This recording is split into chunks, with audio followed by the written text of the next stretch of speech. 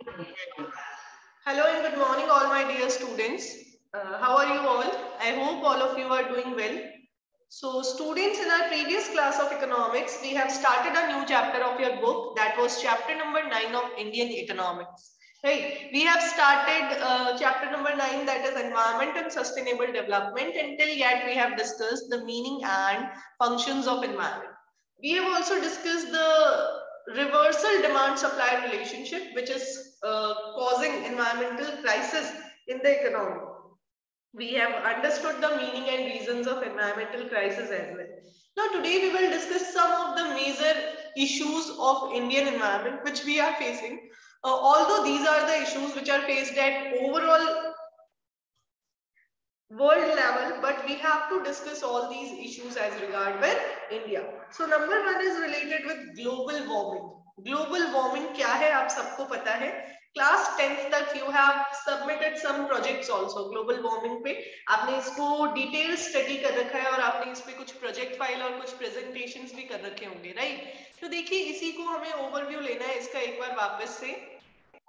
क्या होता है ग्लोबल वार्मिंग? सिंपल, जब अर्थ के एटमॉस्फेयर का टेम्परेचर इंक्रीज हो रहा है और ओशियन लेवल पे हम कहें कि आइस मेल्ट हो रही है जिसकी वजह से ओशियंस ओवर फ्लडेड हो रही है, वही ग्लोबल वार्मिंग है, राइट. तो अगर मैं लैंग्वेज फॉर्म में बात करूं तो it is the observed and projected increase in average temperature of Earth's atmosphere and oceans. ठीक है, जो एवरेज इंक्रीमेंट आ रहा है और क्यों आ रहा है वो सारे रीजंस हम अभी आगे पढ़ेंगे. उसके बाद में देखिए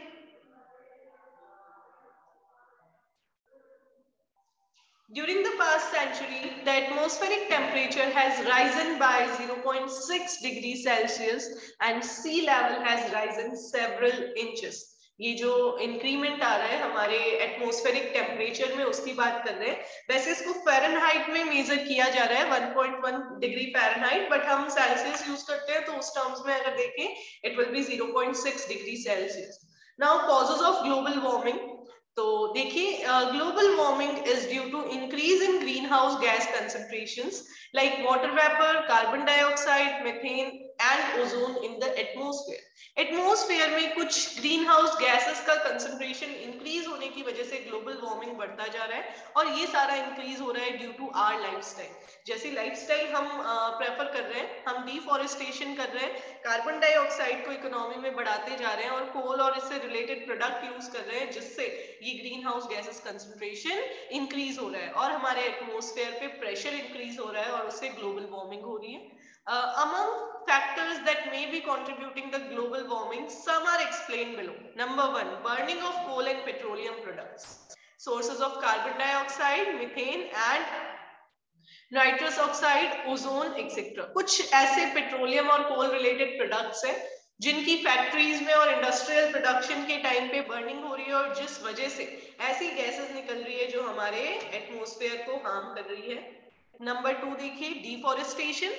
बिल्कुल हमें पता है इंक्रीज पॉपुलेशन की वजह से अर्बनाइजेशन की नीड है और अर्बनाइजेशन की वजह से हम डिफॉरेस्टेशन करते जा रहे हैं. तो ये जो राइजिंग डिफॉरेस्टेशन है ये एटमॉस्फेयर में ऑक्सीजन की क्वांटिटी कम और CO2 की क्वांटिटी को बढ़ाता जा रहा है, तो ये भी एक रीजन है.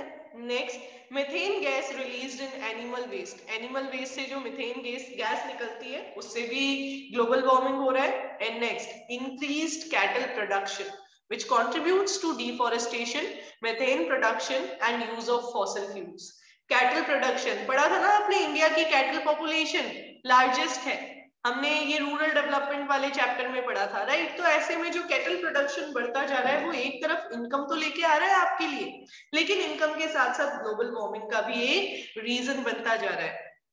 आगे देखिए, the atmospheric concentration of carbon dioxide and methane have increased by 41% and 160% respectively above pre-industrial levels since 1750. यानी अगर मैं देखूं CO2 का लेवल हमारे एनवायरमेंट तो 41% से इंक्रीज हो गया है एज कंपेयर टू 1750 और मीथेन 160% से इंक्रीज हो गया है, तो ये बहुत ही हार्मफुल कंडीशन है.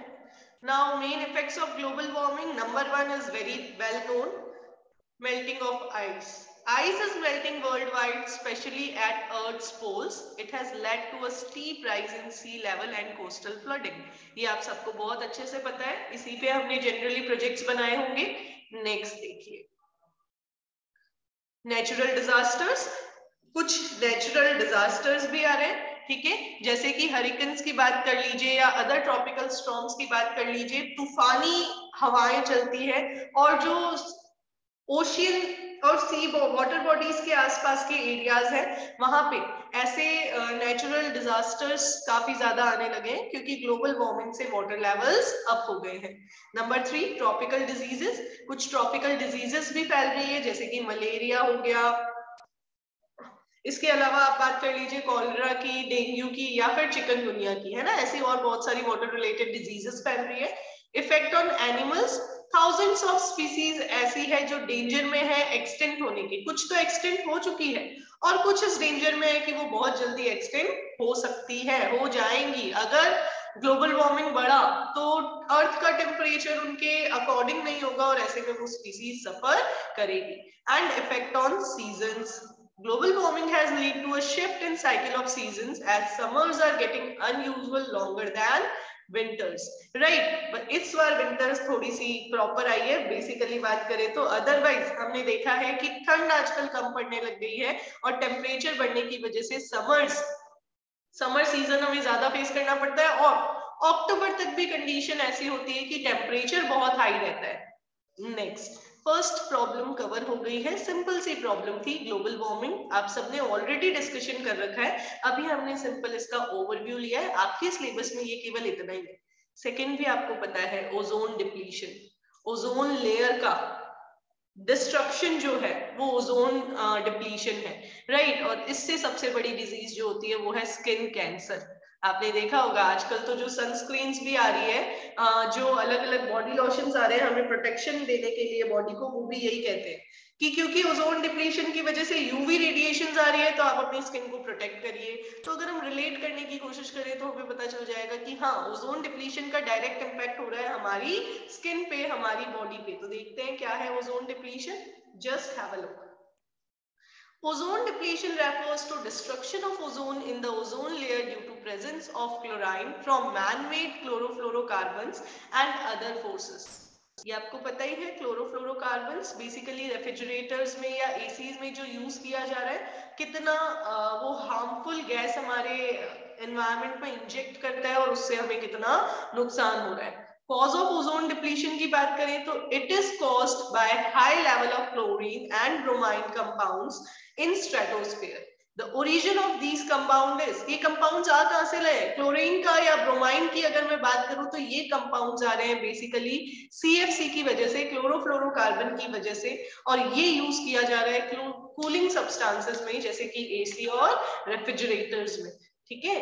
और इसके अलावा अगर हम बात करें तो एरोसोल प्रोपेलेंट्स और ब्रोमोफ्लोरोकार्बन्स ये भी फायर एक्सटिंग्विशर्स में यूज किए जाते हैं और ये भी हमारे एनवायरनमेंट में ऐसी हार्मफुल गैसेस रिलीज करते हैं जिसकी वजह से ओजोन डिप्लीशन होता है. तो दोनों ही हार्मफुल है, फायर एक्सटिंग्विशर्स जो यूज किए जाते हैं वो, और जो हम एसी और रेफ्रिजरेटर्स यूज कर रहे हैं उससे जो हम क्लोरोफ्लोरोकार्बन जनरेट करके हमारे एनवायरनमेंट में इंजेक्ट कर देते हैं, ये हमारे एनवायरनमेंट के लिए हार्मफुल है और अल्टीमेटली ये ओजोन डिप्लीशन का कॉज बन रहा है. अब ओजोन डिप्लीशन के इफेक्ट्स क्या है? ये इफेक्ट अलग से 3 मार्क्स में पूछ सकता है CBSE. आसान सा क्वेश्चन, लॉटरी क्वेश्चन जिसे कहते हैं ना, lottery winning question, bonus marks वाला, वो है ये. तो देखिए क्या कह रहे हैं ये. As a result of depletion of ozone layer more UV radiations comes to earth and causes damage to living organism. Living organism पे इसका एक नेगेटिव इंपैक्ट है. UV radiation seem to be responsible for skin cancer in human beings. अगर हम human beings की बात करें तो स्किन कैंसर का एक मेजर रीजन बनता जा रहा है ये. इसके अलावा UV radiations lowers the production of phytoplankton which affects other aquatic organism. अब प्लाइटोपैक्टन क्या है? ये बेसिकली जो ओशियंस में या जो वाटर बॉडीज में छोटे छोटे प्लांट्स होते हैं जो एक्वेटिक लाइफ को फीड करते हैं, ये उनका खुद का सेल्फ मेड कंपोनेंट है जो उनकी फीडिंग के लिए काम आता है, वो है। तो इस पे भी हार्म हो रहा है, इसका प्रोडक्शन कम हो रहा है क्योंकि वाटर बॉडीज जो है वो उतना जनरेट नहीं कर पा रही है। तो जब इसका प्रोडक्शन कम हो रहा है तो एक्वेटिक ऑर्गेनिज्म को प्रॉपर फीडिंग नहीं मिल पा रही है, जिसकी वजह से उनकी लाइफ भी डेंजर में जा रही है।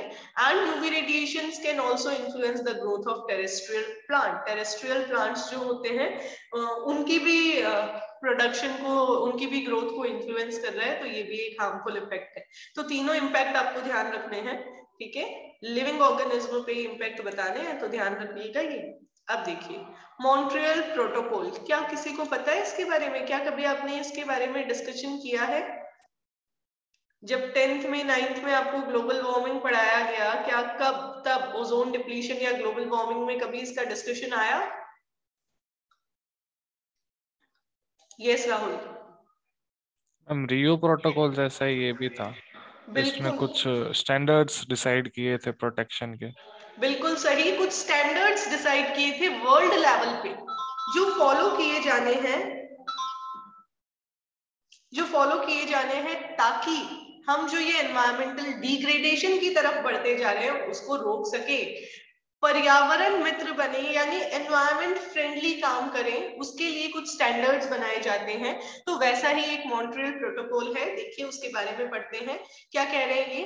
As ozone layer prevents most harmful wavelengths of ultraviolet lights from passing through the Earth's atmosphere, its depletion has generated worldwide concern. It has led to adoption of Montreal Protocol. पूरे ही world level पे एक tension create हो गया है क्योंकि अगर harmful UV radiations हमारे तक पहुंचती है तो वो हमें इनडायरेक्टली हार्म कर रही है, राइट। तो ऐसे में मॉन्ट्रियल प्रोटोकॉल एक हिस्टोरिकल ट्रीटी है जिसको डिजाइन किया गया यूनाइटेड नेशंस के थ्रू। इन्होंने इसको डिजाइन करके कुछ स्टैंडर्ड्स फ्रेम किए जो मेनली ओजोन डिप्लीशन को रोकने के लिए थे। अब देखिए ये क्या कह रहे हैं। Under the Montreal Protocol, all the signing members agreed to freeze the consumption and production of CFC by the year 2013. यानी 1992 में जब ये साइन हुआ तो जो भी वर्ल्ड के नेशंस, जिन जिन लोगों ने इसको साइन किया, उन्होंने यही एक एग्रीमेंट किया कि भाई हम कोशिश करेंगे कि CFC का प्रोडक्शन और कंजप्शन 2013 तक कम कर दिया जाए। ऑल्दो इसका रिव्यू नहीं हुआ है, बहुत ज्यादा कंजप्शन हमने कम नहीं किया है, बट हाँ ऐसे इक्विपमेंट्स डिजाइन हुए हैं कि हम कुछ लेवल इंप्रूव कर सके, एनवायरमेंटल डिग्रेडेशन थोड़ा कंट्रोल कर सके। अब देखिए इंडिया ने कब साइन किया, लंदन के साथ अमेंडमेंट जब हुआ। India signed the Montreal Protocol along with its London Amendment on 17 September 1992. ये आपको याद रखना है। आगे The Montreal Protocol has significantly reduced the burden of CFCs in the stratosphere and helped in ozone recovery. ये कह रहे हैं, हाँ एक सेकेंड रुकिएगा। तो इंडिया की अगर हम बात करें तो मॉन्ट्रियल प्रोटोकॉल इंडिया ने कब साइन किया? 17 सितंबर 1992 में जब अमेंडमेंट हुआ। ओरिजिनली ये प्रोटोकॉल डिजाइन किया गया था 16 सितंबर 1987 में। उस टाइम पे 46 सिग्नेटरीज थी और वो सारे नेशंस ने ये एग्री किया था कि हम कोशिश करेंगे कि हम CFC का प्रोडक्शन और कंजप्शन कम करेंगे, हम ऐसे टूल्स डिजाइन करेंगे, ऐसे टेक्नोलॉजिकल एडवांसमेंट करेंगे कि हम कुछ एनवायरनमेंट को बेनिफिट दे सके। तो ये कह रहे हैं कि हाँ कुछ लेवल तक CFC का बर्डन स्ट्रेटोस्फेयर में कम भी हुआ, ओजोन रिकवरी भी हुई, बट रिजल्ट्स उतने सेटिस्फैक्टरी नहीं थे। लास्ट ईयर जरूर आपने देखा होगा कि कोविड की वजह से हमने एनवायरनमेंट को इनडायरेक्टली प्रोटेक्ट जरूर किया। जब लॉकडाउन हुआ, जब प्रोडक्शन शटडाउन हुआ, जब ट्रांसपोर्टेशन के मींस थोड़े से कम यूज हुए, तो जरूर हमारा एनवायरनमेंट धीरे धीरे वापस से हम कह सकते हैं रिकवरी करने लगा और कुछ बेनिफिट्स हमें उसकी वजह से हुए, बट अब वापस सिचुएशन सेम है। हम अगर अपने इंडिविजुअल लेवल की बात करें तो हम उतना अवेयर नहीं है एनवायरनमेंट को लेके, हम उतना नहीं सोचते कि हमारे इंडिविजुअल इफेक्ट से, किसी भी एफर्ट से एनवायरनमेंट को हम कैसे प्रोटेक्ट कर सकते हैं, जो हमें करना चाहिए। चलिए अब आगे बात करते हैं।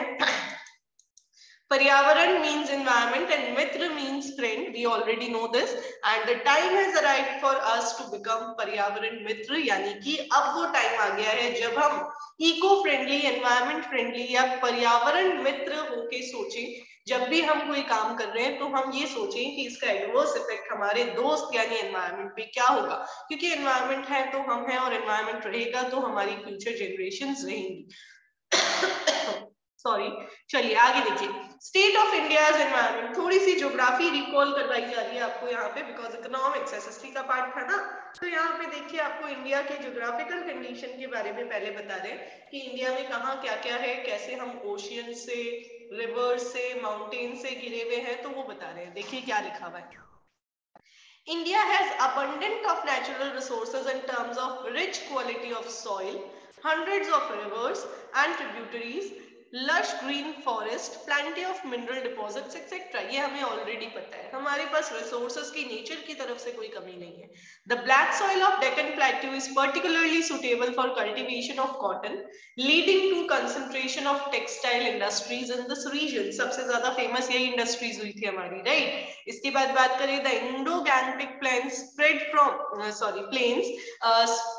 from Arabian Sea to the Bay of Bengal are one of the most fertile, intensively cultivated and densely populated regions in the world. India का जो Indo-Gangetic plains है जो spread हो रखा है पूरा अरेबियन सी से बे ऑफ बंगाल तक, वो सबसे ज्यादा फर्टाइल एरिया है, ठीक है। तो वहां पे कल्टीवेशन बहुत अच्छे से होता है, इसलिए हाईली पॉपुलेटेड रीजन भी है।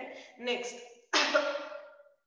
India's forests, though unevenly distributed, provide green cover for a majority of its population and natural cover for its wildlife. Forest की बात कर रहे हैं, although uneven distribution है, कहीं है तो कहीं नहीं है, लेकिन जो भी फॉरेस्ट एरिया है वो ग्रीन कवर प्रोवाइड कर रहा है पॉपुलेशन और नेचुरल कवर प्रोवाइड कर रहा है वाइल्ड लाइफ को। Next, large deposits of iron ore, coal and natural gas are found in the country. India alone accounts for nearly 20% of world's total iron ore reserves, यानी पूरे world में iron ore के जो reserves है उसका 20% reserve सिर्फ किसके पास है, इंडिया के पास है, जो एक बहुत स्ट्रॉन्ग पॉइंट है।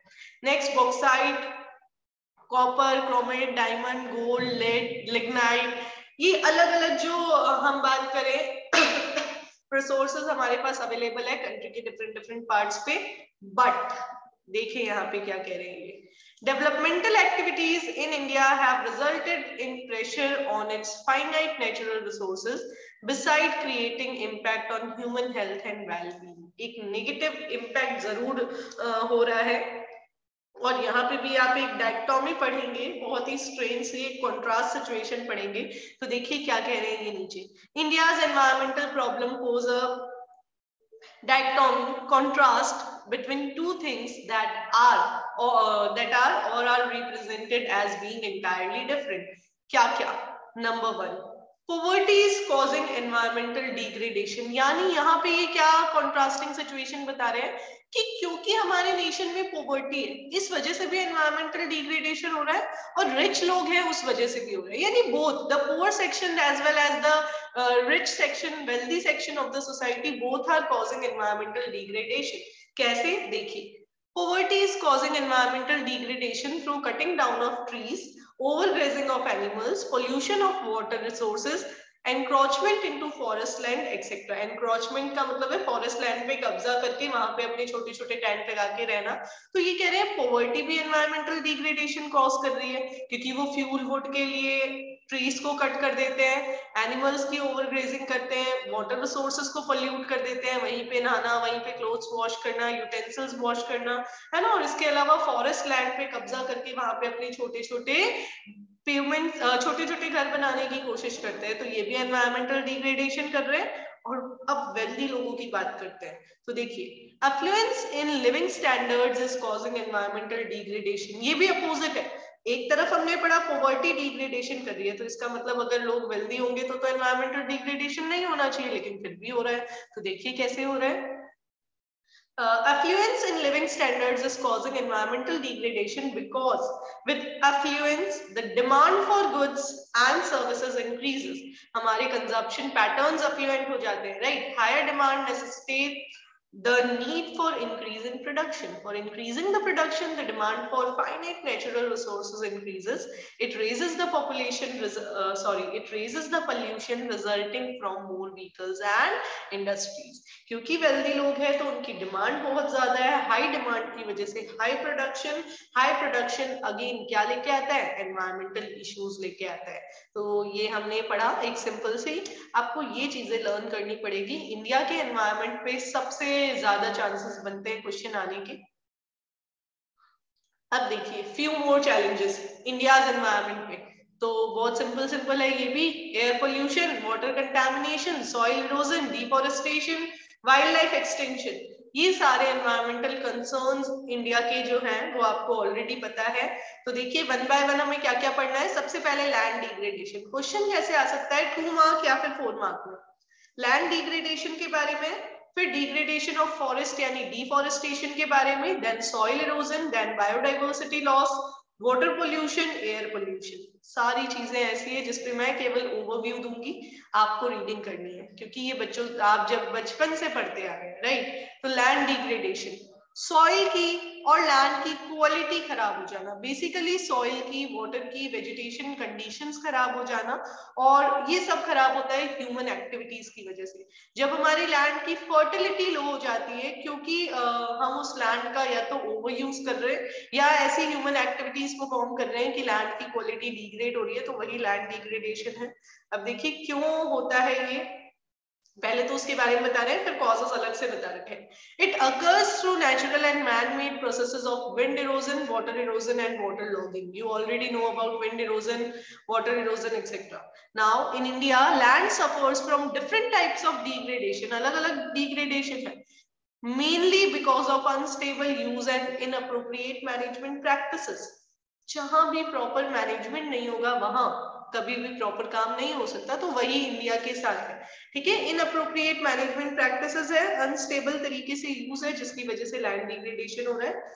Such kind of degradation leads to loss of invaluable nutrients and lower food grain production. हमारे जो काफी इंपॉर्टेंट न्यूट्रिएंट्स हैं उनका लॉस हो रहा है, और इसके साथ साथ फूड ग्रेन प्रोडक्शन भी लो हो रहा है और क्वालिटी भी खराब हो रही है। Next, poor land use practices are responsible for the rapid land degradation in India.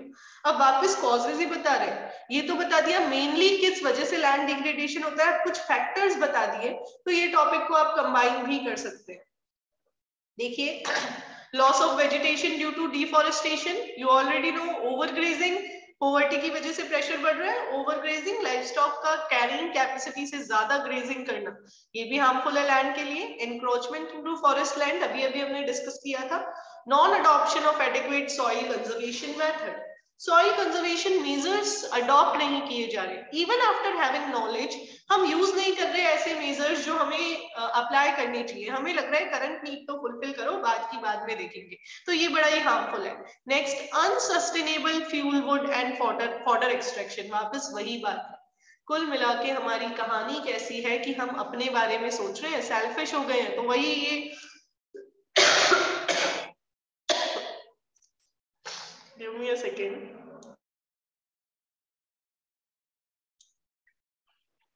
सारे पॉइंट्स वही बता रहे हैं आपको। नेक्स्ट देखिए, improper crop rotation, crop rotation तो कर रहे हैं लेकिन वो भी प्लान्ड तरीके से नहीं। क्रॉप रोटेशन जितना बेनिफिशियल है उतना ही हार्मफुल भी हो सकता है अगर आपने उसको प्रॉपरली मैनेज नहीं किया तो। Next, indiscriminate use of agrochemicals such as fertilisers and pesticides, ये भी हम प्रॉपर यूज नहीं कर रहे हैं। फिर improper planning and management of irrigation system, extraction of groundwater in excess of recharge capacity, poverty of the agriculture dependent people and shifting cultivation। आराम से आएंगे ये पॉइंट्स, आपको रीड करते ही आगे आ जाइए। कुछ फैक्ट्स बता रखे हैं लैंड डिग्रेडेशन के आपके रेफरेंस के लिए। देखिए, according to Indian agriculture in brief 27th edition 2000, एक जर्नल है जो पब्लिश होती है इंडिया में, अबाउट 174 मिलियन हेक्टेयर्स, यानी कि टोटल इंडिया का जितना लैंड एरिया है उसका 53% ऑफ लैंड डिग्रेडेशन की प्रॉब्लम को सफर कर रहा है। यानी हमने मोर देन 50% ऑफ लैंड को डिग्रेड कर दिया और हम कहते हैं हमारी इकोनॉमी एग्रेरियन इकोनॉमी है। ठीक है, तो ये शो कर रहा है आपको कि क्यों हम अभी तक डेवलपिंग ही है, डेवलप नहीं हो पाए। Next, out of 174 million hectares, 144 million hectare is subjected to soil erosion through water and wind. Balance 30 million hectares is subjected to other problem. यानी ये बता रहे हैं कि ये जो 53% लैंड है जो डिग्रेडेशन हो चुका है, जिस लैंड में जो प्रॉब्लम सफर कर रही है, उसमें से 144 मिलियन हेक्टेयर्स में तो सॉइल इरोजन है वाटर और विंड की वजह से, और balance 30 million hectare land other problems को फेस करती है। खाली ह्यूमन ही प्रॉब्लम में नहीं है, लैंड भी डेंजर में है। देखिए, deforestation, do we need to discuss it at 12th level? We already know, जो परमानेंट डिस्ट्रक्शन हो रहा है फॉरेस्ट का और वुडलैंड का, वही क्या है? डिफॉरेस्टेशन है। ठीक है, अब इसको रीडिंग आप खुद करेंगे। डिफॉरेस्टेशन क्यों इंक्रीज हो रहा है, डिफॉरेस्टेशन से इकोलॉजिकल बैलेंस कैसे खराब होता है, ये अपने आप। सॉइल इरोजन अपने आप, सॉइल इरोजन क्या है? जो सरफेस सॉइल वॉश ऑफ हो जाती है एक्सेस रेन्स और फ्लड की वजह से, और जिससे अल्टीमेटली क्या होता है, हमारे फ्लड्स के चांसेस बढ़ जाते हैं। तो यही सॉइल इरोजन है, बस ये आपको रीड कर लेना है। बायोडाइवर्सिटी लॉस हम कल करेंगे। ठीक है, आपको सॉइल इरोजन तक पढ़ लेना है। नेक्स्ट क्लास में हम करेंगे वाटर पोल्यूशन। जनरल रीडिंग आप अगर करके रखे तो बढ़िया है, वाटर पोल्यूशन और एयर पोल्यूशन की। ये कुछ टॉपिक्स ऐसे हैं जहां पे स्टूडेंट्स की तरफ से प्रेजेंटेशन होनी चाहिए, क्योंकि ये तो आपको अच्छे से आते हैं। तो चलिए, I am expecting you to read the topics deforestation, then soil erosion, then water pollution, and then air pollution. These are the topics which you need to do by yourself. अपीको मूवमेंट क्या था ये आप जरूर पढ़ के रखिएगा। आपको पता है अपीको मूवमेंट, बहुत सारे बच्चे तो अभी भी बता सकते हैं। ठीक है, तो ये आपकी कुछ यादें ताजा करवाई जा रही है यहाँ तक, ये सारा रीडिंग करके रखिएगा। बायोडाइवर्सिटी लॉस जरूर मैं आपको करवाऊंगी, और एयर पोल्यूशन से रिलेटेड कुछ फैक्ट्स और फिगर्स हम डिस्कस करेंगे। फिर हम डिस्कस करेंगे about the pollution control rules. Okay, तो अभी तक हमने क्या क्या पढ़ा? एनवायरनमेंट क्या है, एनवायरनमेंट के फंक्शंस क्या थे, फिर दो मेजर इश्यूज पढ़े, global warming and ozone depletion. फिर इंडिया को रिलेट करके हम पहले तो हमने पढ़ा इंडिया के एनवायरनमेंट का क्या कंडीशन है, और फिर हमने इंडिया की कुछ सीरियस एनवायरमेंटल प्रॉब्लम्स पे डिस्कशन शुरू किया। तो नेक्स्ट क्लास में इसी को कंटिन्यू करेंगे। तब तक के लिए have a nice day, enjoy yourself.